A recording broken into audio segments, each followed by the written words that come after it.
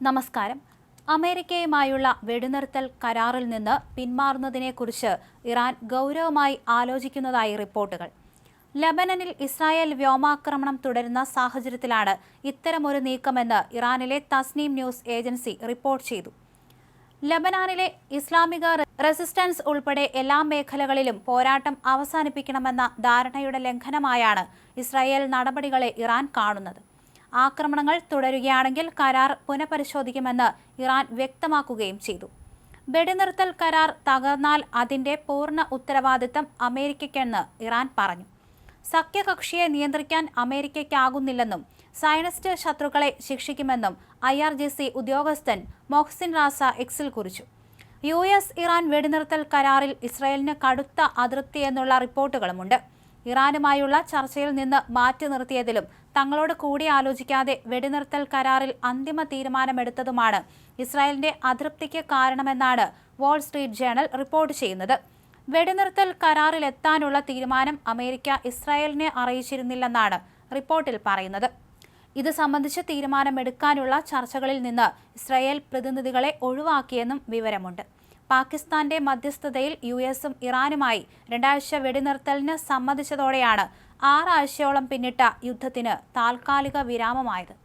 Iran ജനതയെ തുടച്ചു നീക്കുമെന്ന US president Donald ട്രംപിന്റെ അന്ത്യശാസനത്തിന്റെ കാലാവധി തീരാൻ 2 മണിക്കൂർ ബാക്കിയുള്ളപ്പോഴായിരുന്നു മധ്യസ്ഥത ഫലം കണ്ടത്. ഹോർമോസ് കടലിടുക്ക് തുറക്കാനും തീരുമാനിച്ചു. സ്ഥിരം വെടിനിർത്തലിന് കരാറുണ്ടാക്കാൻ ഇസ്ലാമാബാദിൽ നാളെ US ഇറാൻ ചർച്ച നടക്കാനിരിക്കെയാണ് ഇത്തരത്തിൽ ഇറാൻ മുന്നറിയിപ്പ് നൽകിയിരിക്കുന്നത്. ഇസ്രായേലും USഉം വെടിനിർത്തൽ ധാരണ ലംഘിച്ചെന്ന് ചൂണ്ടിക്കാണിച്ച് സമാധാന ചർച്ചയിൽ നിന്ന് പിന്മാറുമെന്നാണ് ഇറാൻ ഭീഷണി ഉയർത്തിയത്. ഇറാൻ വീണ്ടും ഹോർമോസ് അടച്ചതോടെ എണ്ണവില തിരിച്ചുകയറ്റവും തുടങ്ങി.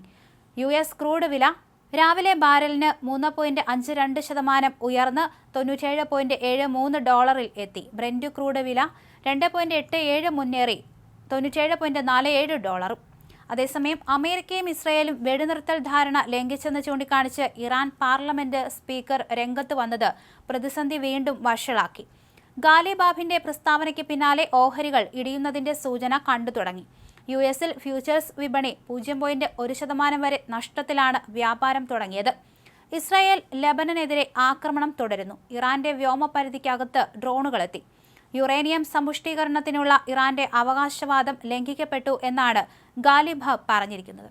എന്തായാലും കഴിഞ്ഞ ദിവസമാണ് ഇത്തരത്തിൽ ഇറാനും അമേരിക്കയും വെടിനിർത്തൽ കരാറിലേക്ക് എത്തിച്ചേർന്നത്. പാകിസ്ഥാന്റെ ഒരു മധ്യസ്ഥ ശ്രമത്തിലൂടെയായിരുന്നു ഇത് നടന്നതെന്ന് പറയപ്പെടുന്നുണ്ട്. എങ്കിലും ഇത് സ്ഥിരീകരിക്കപ്പെട്ടിട്ടില്ല. അതേസമയം ഈ വെടിനിർത്തൽ കരാർ ഇസ്രായേൽ ലംഘിച്ചുവെന്നാണ് പറയുന്നത്. ഇന്നലെ രാത്രി തന്നെ ഇസ്രായേലിന്റെ ഭാഗത്തു നിന്ന് ആക്രമണം ഉണ്ടായി. അതുകൊണ്ട് തങ്ങൾ വെടിനിർത്തലിൽ നിന്ന് ഒഴിയുകയാണെന്ന് ഇറാനും പറഞ്ഞിരിക്കുകയാണ്. ഇത് യുദ്ധം കലുഷിതമാകുന്നതിന്റെ ഒരു സൂചന തന്നെയാണ് നൽകുന്നത്. നാളെ നടക്കാനിരിക്കുന്ന ചർച്ചയിലും ഇക്കാര്യങ്ങൾ ഇരു വിഭാഗവും ഉന്നയിക്കും.